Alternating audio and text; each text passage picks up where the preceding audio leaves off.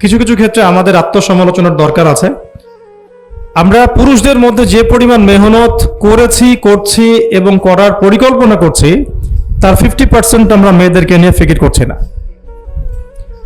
যে কোনো দিনই বোন যদি হেদায়েত প্রাপ্ত হন আল্লাহর পক্ষ থেকে, তারপরে সে যে পড়াশোনা করবে, এই পড়াশোনা করার মতো উপযুক্ত প্রতিষ্ঠানও আমরা তাদেরকে দিতে পারি না। নিরাপত্তা, পর্দা এবং সহজলভ্যতা, যে সহজেই সে জ্ঞান শিখবে নিরাপত্তার সাথে, পর্দার সাথে, বাসার কাছাকাছি, মাহরামদেরকে সাথে নিয়ে, এমন পরিবেশ কিন্তু হাজারে একটা মেয়েও পাচ্ছে বলে আমার মনে হয় না। তো এই অবস্থা চলতে থাকলে আমরা ইসমাইল আলাইহিস সালামদেরকে জন্ম দিতে পারবো না।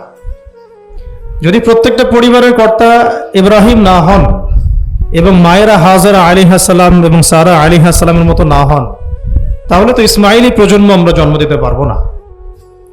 সেক্ষেত্রে আমরা আল্লাহ পাকের জমিনে দিন প্রতিষ্ঠা করতে পারবো না।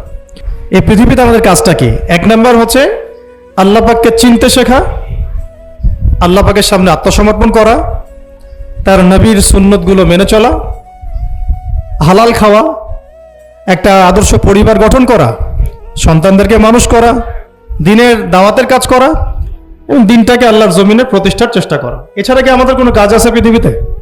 বাকি যে কাজগুলো সেগুলো আনুষঙ্গিক এবং সেগুলো ইবাদত হিসেবে গণ্য হবে যদি আল্লাহর জন্য হয় এবং রাসূলের তরিকায় হয়।